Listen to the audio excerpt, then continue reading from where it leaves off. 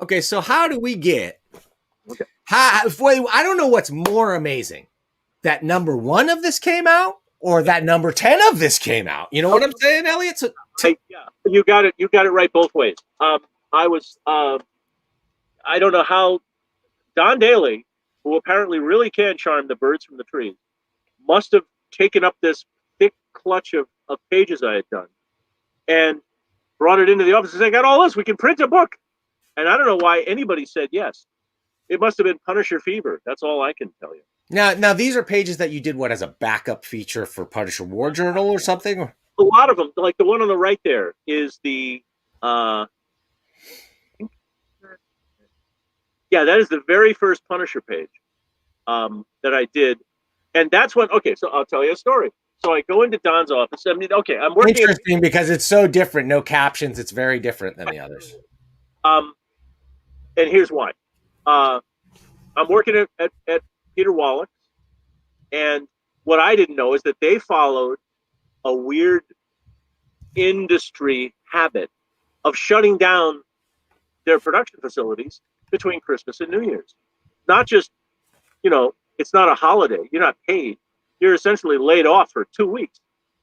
Around that time, I said, "Oh, great! What am I supposed to do?" So I did. I reverted to my rest state was going into the office. So I went into the office. I'm sitting down with Don. I'm sitting down with Mark, and all the guys, my buddies. I'm yakking, and Don says, "Hey, quick question." That's Don Dale. Quick question. You got time to do a tech page for guns? I said, "Yeah, sure I do," because I had nothing staring at me for 2 weeks.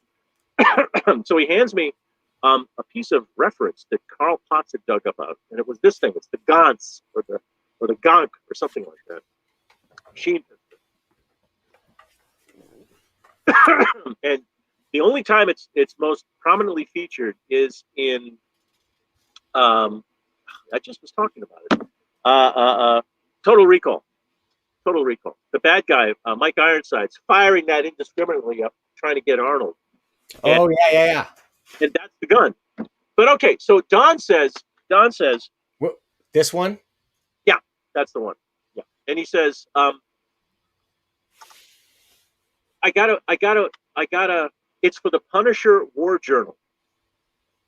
And I say, War Journal. See, the trouble is dropping into an office and just sitting down on the couch and, not asking any questions, just having a good time, is that you don't understand what they're doing. The War Journal was a complete spin-off title. Well, I didn't know from spin-offs. This was, we didn't do spin-offs back in the day. We did sequels or we did, a limited series. We didn't do spin-offs. So this was a spin-off. But I didn't know that. The journal. I thought it was a journal. So if you look on that page, you will see a bunch of notes that do all the talking. And I think, hey, this is great. This is fine. And then you'll notice that, the drawers open and there's folders full of other stuff. So I figured the Punisher's he's a motivated guy. He's got to know his weapons. He's got to, keep track of stuff. You'll see there's test shots. He's testing different loads against the target background. He's got some notes to himself. He's got a nice little drink. He's got to stay hydrated. He's the Punisher. So I thought, this is great. That's a lot of fun. Now, okay, that's whatever it was, $175, and I'm out of there. And then da-da-da-da. So I go in the next couple of days, and Don says, "Oh, hey, I really love that page. Can you give me another one? Can you give me 2?" And so I said, "Hey, sure." In the meantime, so I did 2. I can't remember which those are. In the meantime, I go back to work at Wallach's. All hell has broken loose. Star Trek V has gone mad, and they had to pull the stuff away, and they had to leave. And one of the guys decides to quit, and it's a big mess at Peter Wallach Enterprise. So I'm in the middle of this weird crossfire. I decide to quit. So I quit. And I go into the office. I bring the 2 pages I had done, 2 more pages. It's like it was another month later or something like that. So now we're talking 89, March, February, March, something like that. In 89, I bring in the pages. Oh, these are great. How about a couple more? 2 is what he meant. I brought in 7 because I said, "Oh Jesus, there's no money. I gotta do it. So I cranked out as best I could. I got some gun magazines. I've got a gun book. I started looking up stuff. And Don says, "Oh, okay. Okay, now Don's a cool dude. It's hard to get him angry. It's hard to get him rattled. I handed him all the pages. Okay, you went a little crazy. Don't bring any more pages in. I'll go see what I can do. And that's when he came back. Like 2 weeks later, he says, the book is a go. So that's when the Punisher Armory came into existence. And that's the true story of the Punisher Armory. And of the first. Tell me, what are the orders like on number one? Number one's always going to sell better than anything else. It's a new Punisher number one at a time when Punisher is hot, obviously. So they're. You know what? It wasn't as big as I thought. This was a direct market book at the time. And in 89, no, is that right? In 90, it came out in 90. Pretty sure. And something was going on. Some other business-oriented thing was happening. I don't remember. I wish I remembered better. I think it sold 115,000. No, 156,000. That's the number bubbling up. So I would love those numbers today, Elliot. They would kill for those kind of numbers. Please, I understand. Even at the end when it was selling 50, it would still be a runaway hit today. I know. If the market were the same, remember, this was the point in time when Heroes World was being taken over by Ivan Snyder. Yes, of course. They got rid of all of the kids who knew how to run the computers, and they were going to build up their own system. They didn't build the system first and then start the new rocket. That's fine. So a lot of the books, the more books I did, the worse it sold. Is the real thing. One year I think I did 4 books in a row, one after the other, of course. And it was brought out, and it didn't sell very well at all. And I have no idea why. Mike Hobson said that, and I think that was fine, but I didn't understand it. Well, I know. I'll tell you why. Yeah. Nobody gets killed. Nobody gets killed in this book. That's true. The Punisher is never in it. He's never seen. Yep. You might see even the skull logo once or twice. That's right. I never liked it. And it's not just guns, because if it had just been guns, Danny would have been bored if it was just description after description of like this model of Glock and this model of whatever. But it was, and then even you got into like experimental but real weapons. This is one of my all-time favorites. Yeah. The PN90 is still around. It's still out there. It's a FNAL's best-selling weapon.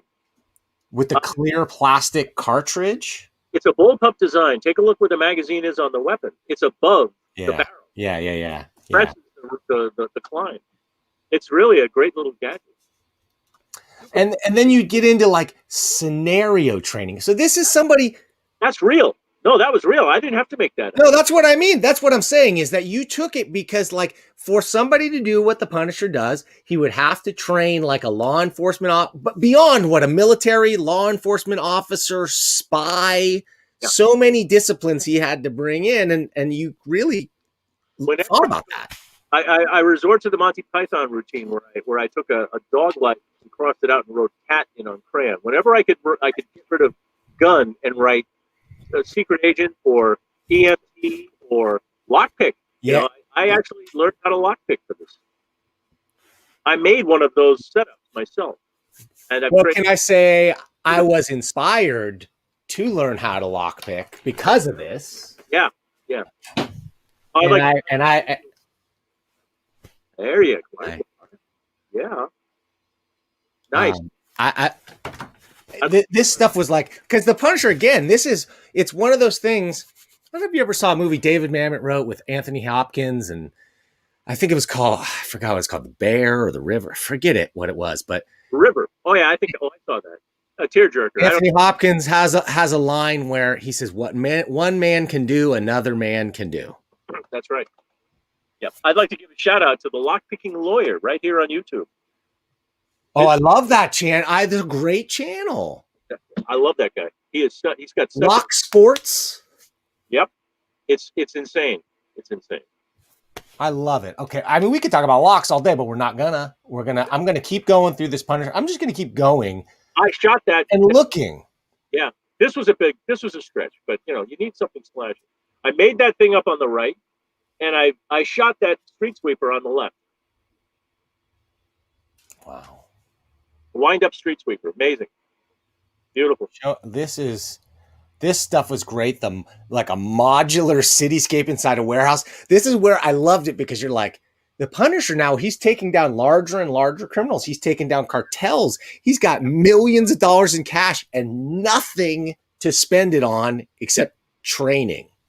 Absolutely. That's in fact the key to. And now one of the things I point out to anybody ever says, hey, you know about guns. Well, what gun should I get? Well, Sad, listen, here's what you got to do. Before you even think about getting a gun, you should go to a club and you should let them give you a little party and hand you some weapons, and you should train, and you should be experienced in what's involved, because it's not just going in, picking up a gun, and starting to shoot at a target. No. That's the end of it. At the very beginning, you have to be taught when and where. And here we got the famous spread. That was famous. Yeah. I don't remember where the first one was printed, but where this was printed from, but this is where it was reprinted in the Armory. You know what I think's funny about the Punisher? That, as far as being the most realistic superhero, or whatever you want to say, in the Marvel universe, he's still yet to be captured definitively on film, I think. You know what? There was one scene, I can't remember the actor's name. I love this guy. He's a little less imposing than I assumed from Frank Castle's character in the books. But the guy on the Punisher show, the Punisher TV show, that's the Daredevil spin-off show. That's the closest I think they ever got. He did one thing at the end, which really rang true. So he's got one gun, and he's facing 6 guys or something like that. They're all armed. And the lead guy says, what are you going to do? We're all standing here. There's 6 of us. There's only one of you. And he goes, bam, bam, bam, bam, bam, shoots them all in the head as fast as he can pull the trigger. And you know something? Oh, the follow-up of my shooting with my comrade, Drew Palmerton, who was a speed shooter and an action shooter. That scenario building that I built, that I suggested, that's what these guys do on the weekends. They build these little alleys, the whole alleys, and they can run through it, shooting them. At the end, I had the 3rd para-ordnance modified Colt 45. Had a 2-pound trigger. Wow. You have not lived with terror. Now, I'm shooting this at the end of a dozen guns. He took me through the wheel guns up to a 2-inch barrel, which is like shooting a rocket. It could knock your eye out without even trying. And my hand is tired. I'm a big guy, but that's a lot of shooting.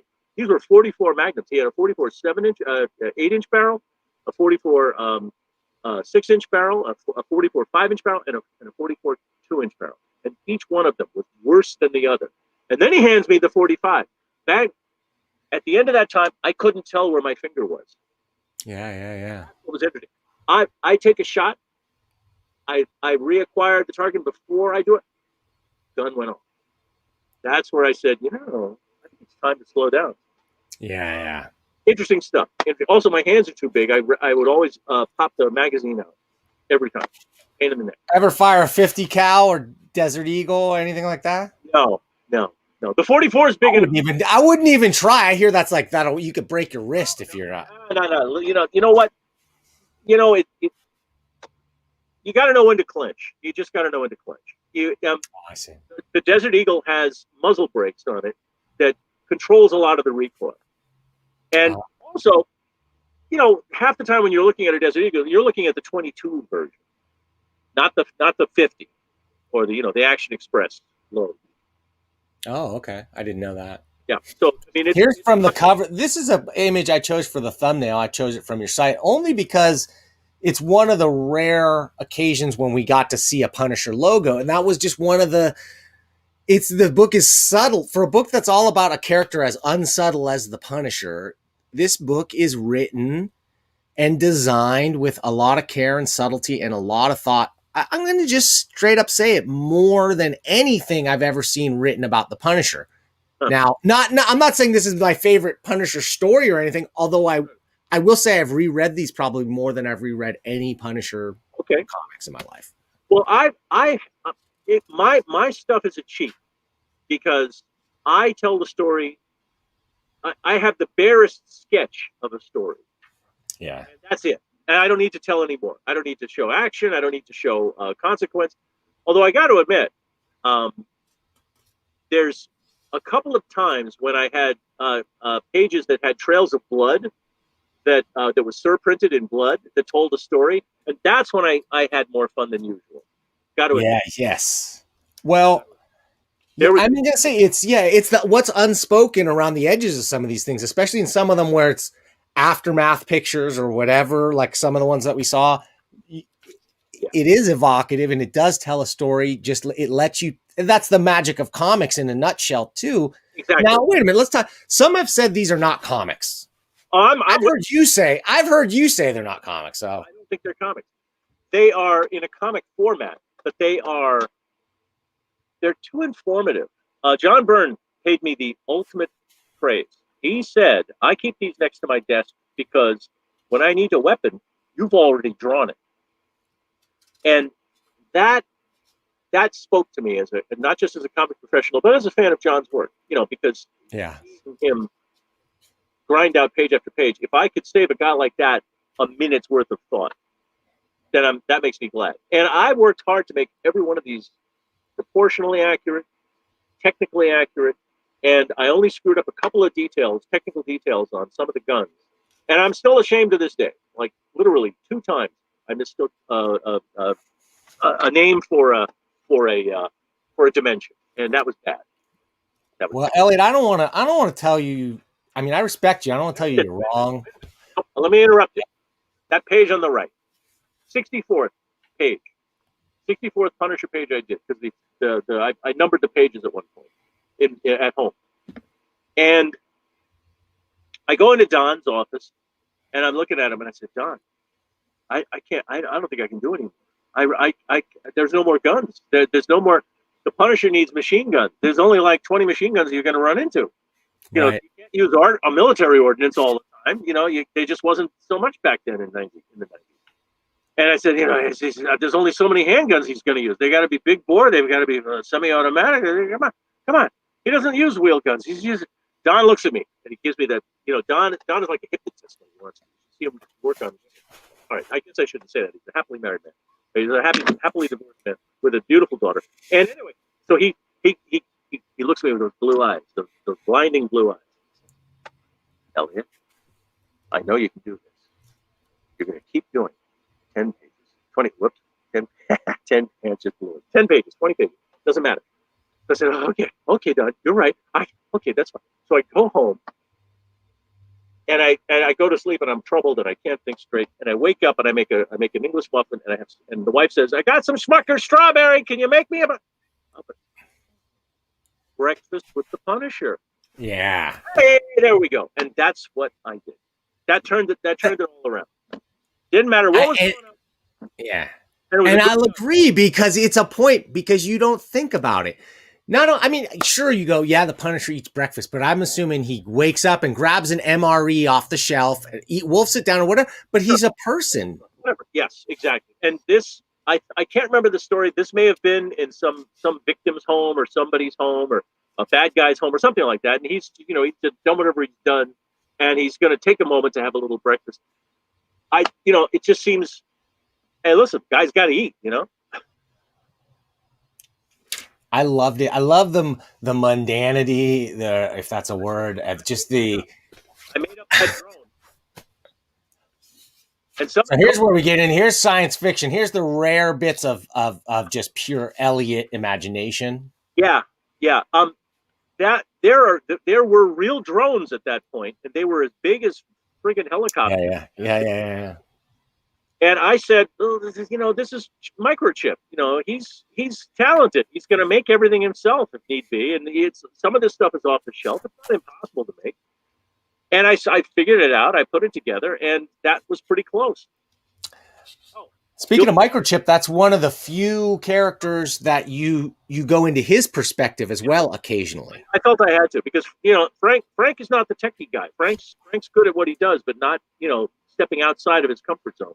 If you take a look at that picture of the kid stepping out of the helicopter, that's Mike Rockman. Mike Rockwitz. That's when he was an editor at Marvel, and we were yakking up a storm one day. I said, no, have I got Mike Rockwitz in my pen? And I just did. I just barely did. What does it say? American Teenage Club? Yeah. Saigon? Remembering, I think he's using that to remember one of his fallen comrades. Yeah. Larry gave me an in-country State Department off-print of Vietnam. And one of the details I pulled out was that the cops rode on bicycles, and I included that in there. Okay, this page, if you take a look at that little drawing, and it's the inset, that's a little scrappier than usual. I did that in ballpoint in a hospital bed after I ripped up my knee, and I was recovering, and I literally had to finish this. And Don came into the hospital and picked up this page for me. I was doing it on a lap board in the hospital room. I couldn't leave the bed. I love it. I mean, so this is pure sci-fi, but all these things from drones to these these are all things that are completely normal, everyday police apparatus now. Yep, they really are. Yeah. I did another little guy too. Another little robot guy with a gun mounted on it, which is pretty much what the first police robots were. They were little remote controlled tanks that had a gun on it, had a pistol, so they could shoot at suspected explosives in a drug cartel safe house.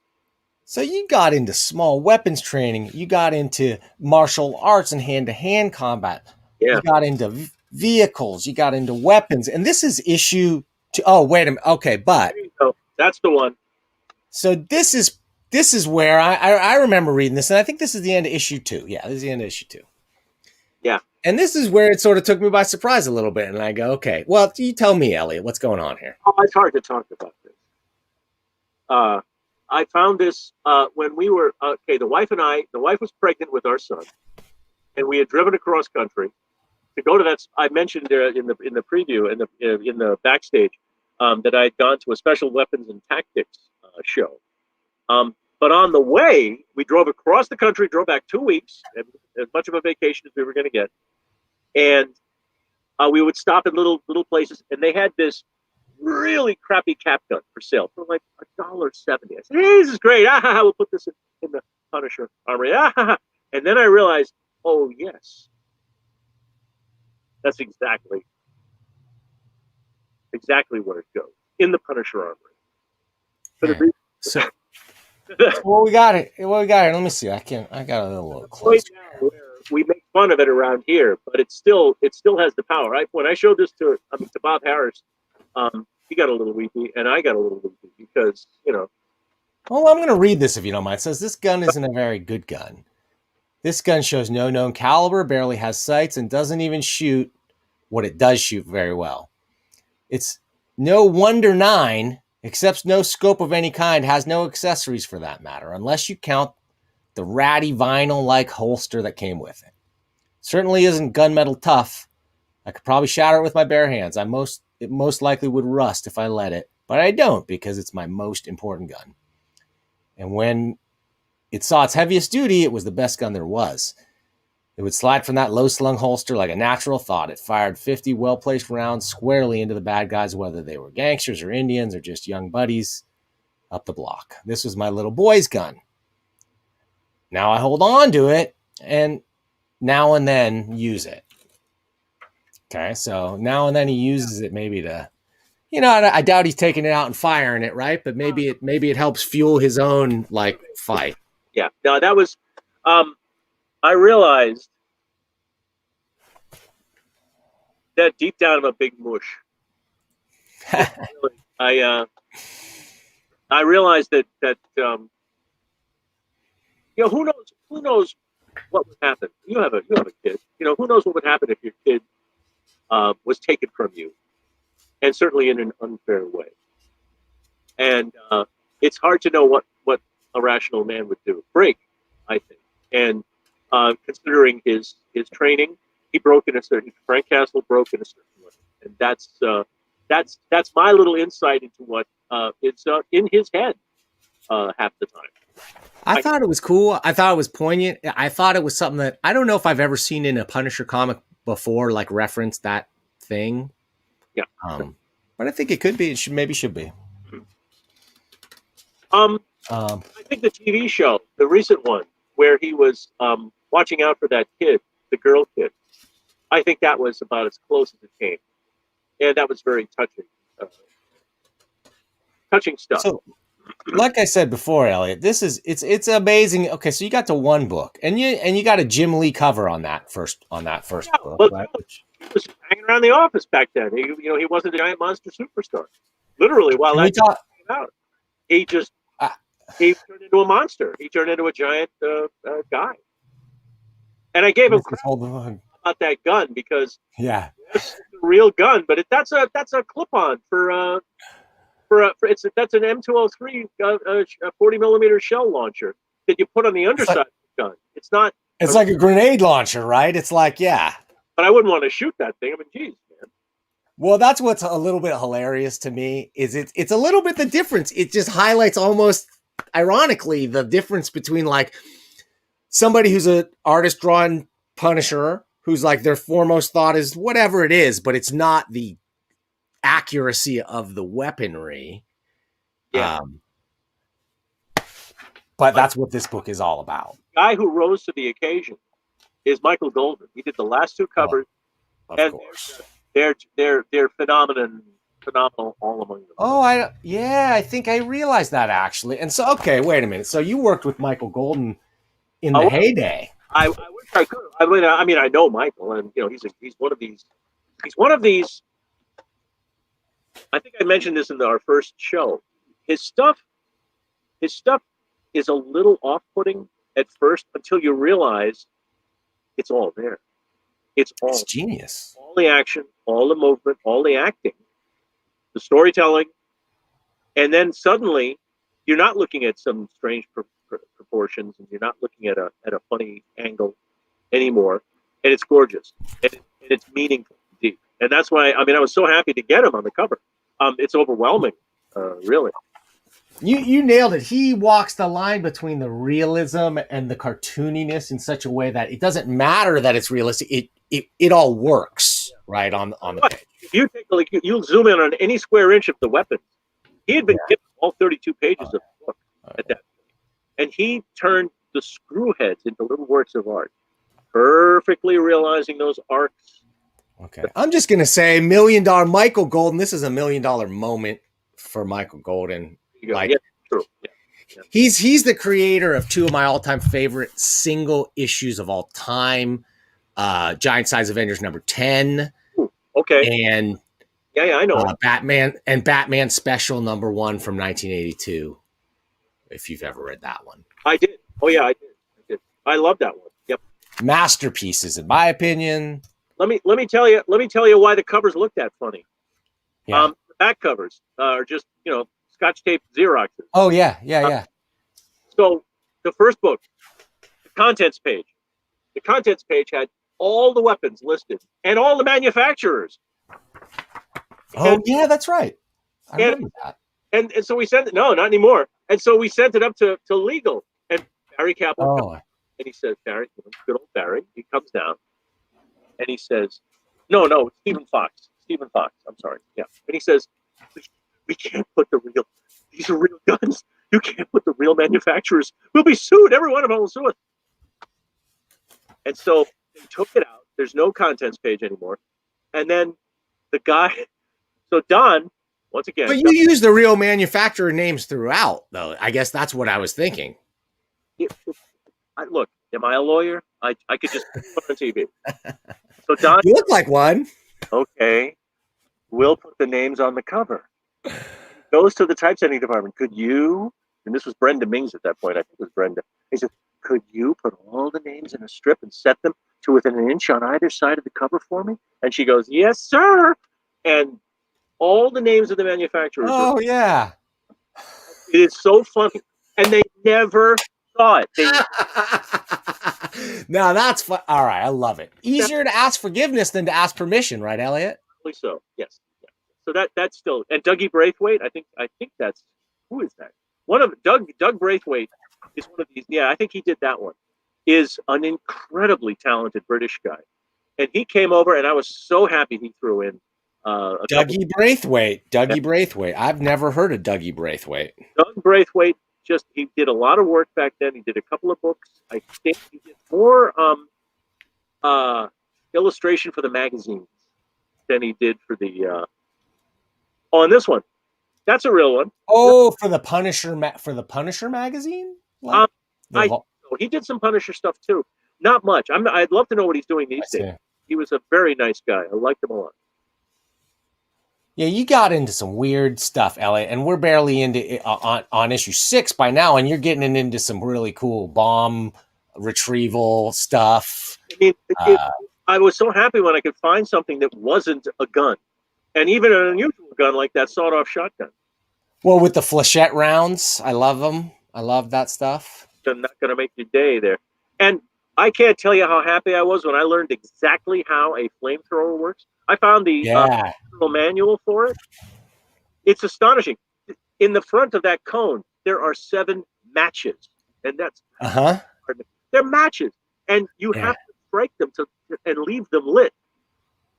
It's just amazing. That's cool. Yeah, you got to get one of those Elon Musk flamethrowers. I'll get you one of those. You know what?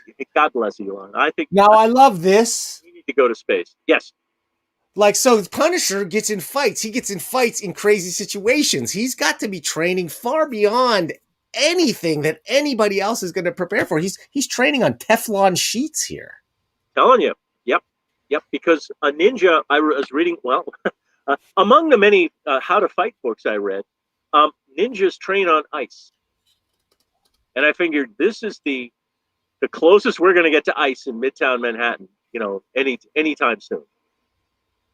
Pretty cool. This is my favorite. Like I said, some of my favorite stuff is like, what's Punisher's favorite walking around gun? Like sometimes you'd have stuff like that. Yep. I'm trying to tell a story. I'm trying to flesh the guy out a little bit because we see him in the books. Okay, when I was reading the Punisher, I gave up reading the Punisher because I'm not sure if it was the writer speaking that language and doing a bad job of it, or if it was the kind of the pacing of the speech. I'm just not sure. There was something about it that turned me completely off, and I realized this guy doing what he did. Okay, I've always been a slave to what's in print, not so much the words, but the pictures, because the pictures means the artist has interpreted what the writer thought. To you, that's canon. That's canon because there it is. It's as real as right there in the book. And I mean, if you could stick your hands in the page, that's what you would see and feel. So, there's one of the things I do, which is a bag of guns. Where there's a random bunch of street guns thrown in, they're all loaded, and the Punisher just sort of reaches in, fumbles it with it for a second to make sure he, has it pointed away from him, and he just starts shooting because you've got to be familiar with whatever's handy. How do you think you pick up a gun and just start shooting? I'm not sure I could. I once held a Beretta 92F. I couldn't decock it. Right. Yeah. No. Right. It's not easy. It's not easy, and I don't know. I mean, I didn't want to. It turned out it was loaded, so I had to be much more careful than usual. But I couldn't decock it, so I said, "Here you go, buddy." Another one of those moments of like what Punisher does, like in his downtime. Like if he has any physical downtime, he's still training with like home video shot systems and like souped up video games and whatever. Yeah.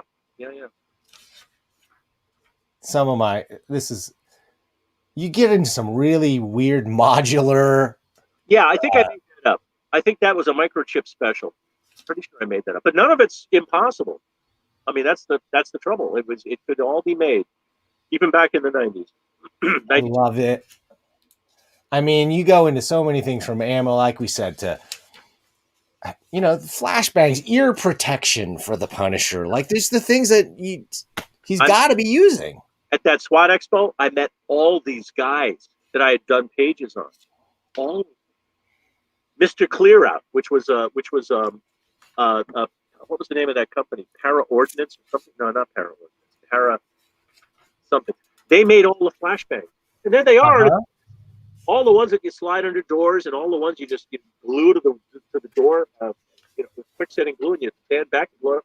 This guy nearly ripped my hand off. I met Ron Barrett. I think the guy who made the Barrett 50, America's premier sniper rifle. I mean, you get into stuff here about like how he put together this Sears and Robot fun house. You get into just like how he would build his own training facility. This is what I love, Elliot. Keep him sharp. Got to keep him going. We get into batons, tactical batons. Let's go. There you are. It's right. I see. I'm telling you. These are pages I'm less proud of when they're huge blank spaces. Right. No, I hear you. For every one of these pages on the right, I have the big blank space on the left. I tried to balance. Yeah, that's what I was going to say, though. For every issue, there's not a single issue that's just all phoned in. I mean, I'm going to say the difference between, say, this and the G.I. Joe Equipment Handbook is there's a big difference. There's a big difference, yeah. No, that I had to bang out. That didn't call for analysis.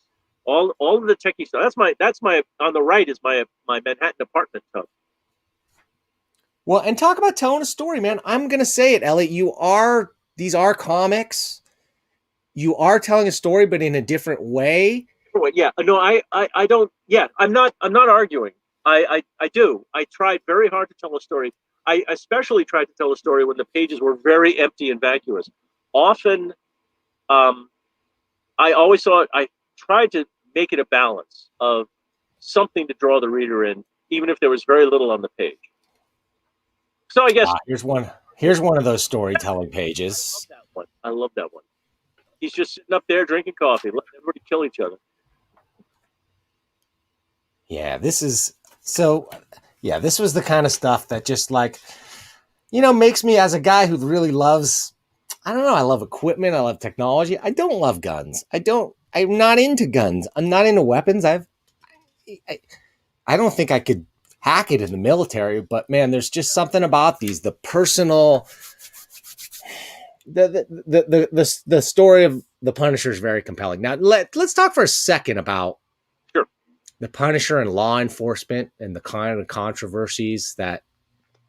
What do you think about that stuff? What do you think about the Punisher skull being a symbol used by some law enforcement officers?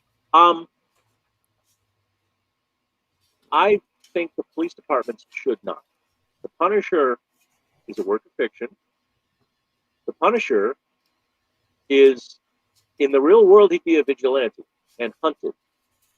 And in the real world, I don't believe he'd be able to get away with what he does so easily. Oh, that's a real Russian landmine. Yeah, right there. Got both of them. You know that I got to tell you, the fuse of a hand grenade is a pain in the ass to draw. Right? Huh? It really is. And those aren't American, but they're still a pain in the ass. Anyway,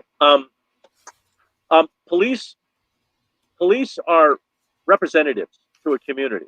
They're not just the enforcement of the law, and they have a bigger burden than just a one-on-one. They're presenting an overall public outreach, and the Punisher logo says something completely different.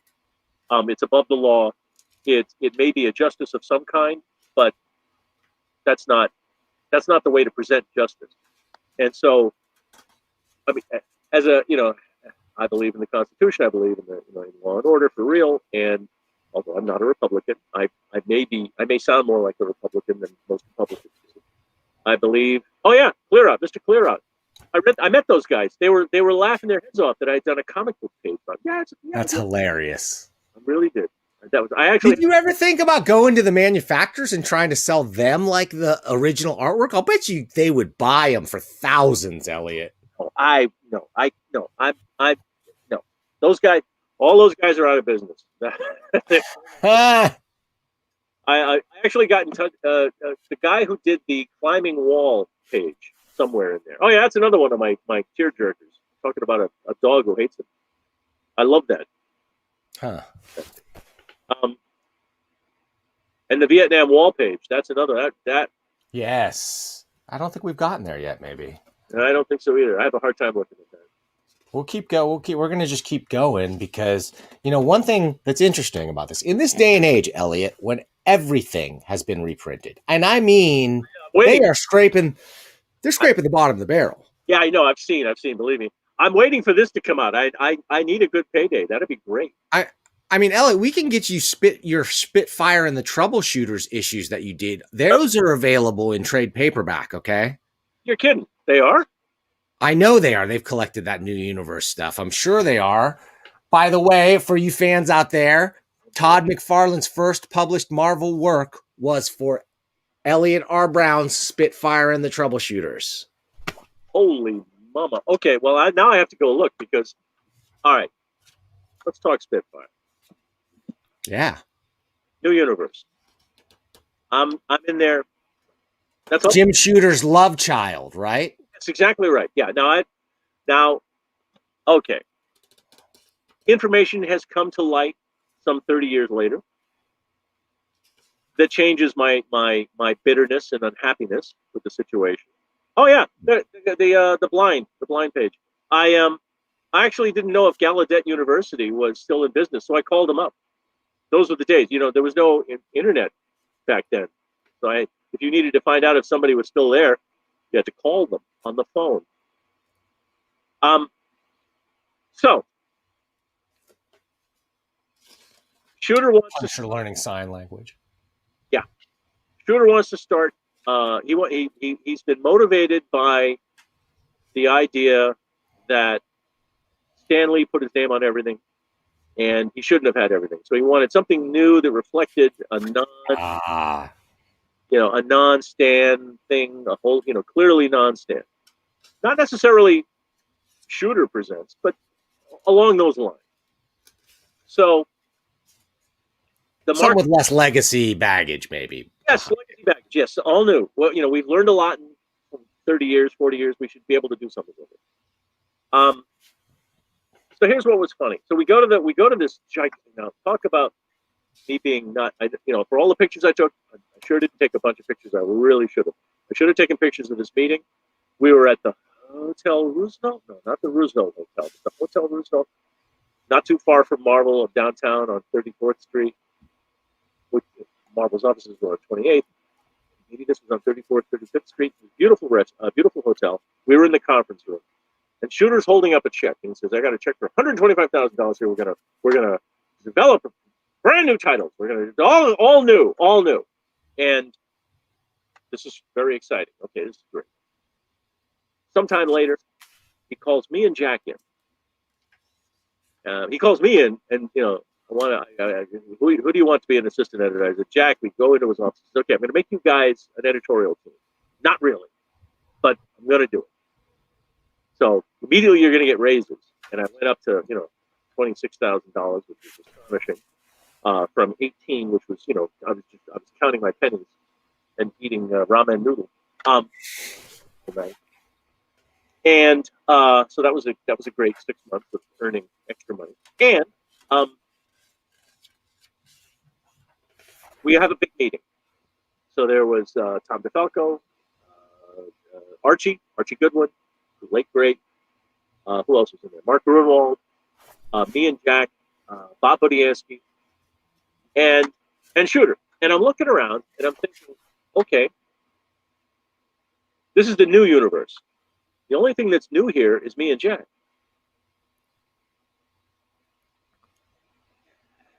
And we were a little too green, is the nicest way I can put it. I think we were a little too green. We also came along at a politically. Is that the one where I give the Fackler ballistic gelatin? Yeah, I thought that. Yes. More cooking with the Punisher. That's the real formula. Although, of course, now you can Punisher's ballistic gel recipe, folks. Yeah. You can buy this stuff on the internet now. I mean, on the eBay now. Oh, there's the. I forget which one of these is incredibly hard. I think this is the one that's incredibly rare and hard to find. Really, number 10. Because the low print run. Number 9. This is the one I just happen to have one autographed by one ERB. Yes. Yeah. Very hard to find though. This I think it's number 9 or number 10. The one of the later ones. The print runs by then were so low Yeah. that it's just there's just not many out there. Okay. But the quality did not dip one iota. I'm happy to say, because I was unaffected by print runs of any kind. This book stayed strong, man. This was one that I looked forward to. It didn't come out like even regular, like quarterly is what you said, like into twice a year, biannual. Yeah.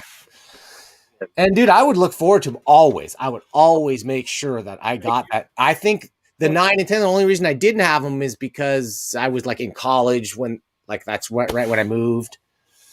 Now, what I was going to say though is none of this stuff is back in print, and this deserves to be in print, if only as part of, say, maybe a Punisher omnibus collection or something like that.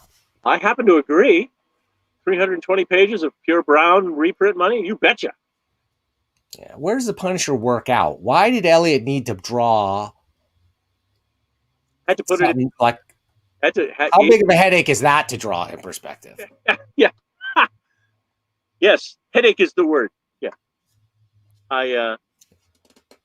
And once again, I just got the catalog and drew from the catalog.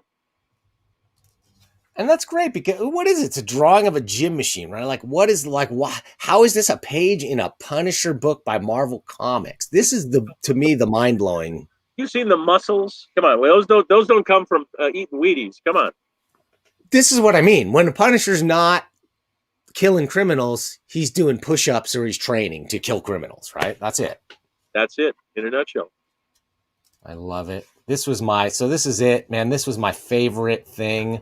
Oh, wait a minute. Let's keep going. Wait, we got one more issue. I want to keep going here because there's some really cool ones here. These are sticking together. My hands are so cold, Eliot. You got to get those glove fingers, buddy. More microchip pages. I really like the dip into microchip. They seem to get a little bit more frequent in the later issues. I think maybe you were getting into higher tech stuff. It really was harder to find the appropriate weapon. And it's more than just the gun. It's also good pictures of the gun. It's not like I had these around to draw from. Those were different days, my friend. The internet. Oh, there you go. Flag protocol. Yeah, wait. I thought I had one more. There's one more page here sticking together. Yeah, I want to make sure this gets looked at, because like not a lot of people are going to be able to even find this issue at all. Wow. Okay. Yeah. This is a lost Punisher classic, and I'm going to say, if you call yourself a Punisher fan, not even a completist, but a true just fan of the character, and you haven't read this book, you're seriously missing out. Because can you guys can you tell that I like this book, world? I think that, and can you tell that Eliot had a blast drawing it, because nobody works this hard without having fun doing it. Jack's brother, Frank, was a bus mechanic for the city, for MTA. I got permission to go out to one of the maintenance depots and way in the middle of Brooklyn. And there was a bus up on the lift that they let me take pictures of. And when was the last time you saw the underside of a bus? Never, Eliot. I had to show it. Nobody else is going to see this thing. And so there you go. Now you know. And I got to say, and nobody, because nobody's seen the underside of it, so nobody's going to know if you cheated here, Eliot. I know. It's true. It's true. No, that's the miracle. That's the miracle of Eliot R Brown, folks. This is why I love this guy. This is why I love his work, because it's that attempt. I cheated on that one. It's the attempt to bring realism. What did I say? That Eliot R Brown is the bridge between technical drawing and cartooning. I'm going to reiterate that. Okay. Oh, back to Spitfire. Okay, so Spitfire. So for some reason, I'm pretty sure it was Jack who came up with the whole idea of Spitfire and the Troubleshooters. He certainly, Jack Morelli, Squid Morelli, Squid because he used to be on the boats in the fishing boats when he was a kid, a sailor. a genius kid, and he's mellowed a lot. You know, he's had a couple of kids. He lives not too far from here. I mean, pretty far if you're walking, but it's not that. I still consider him one of my closest friends. We spent night and day, shoulder to shoulder, slaving away, and then we did Spitfire and the Punishers. So my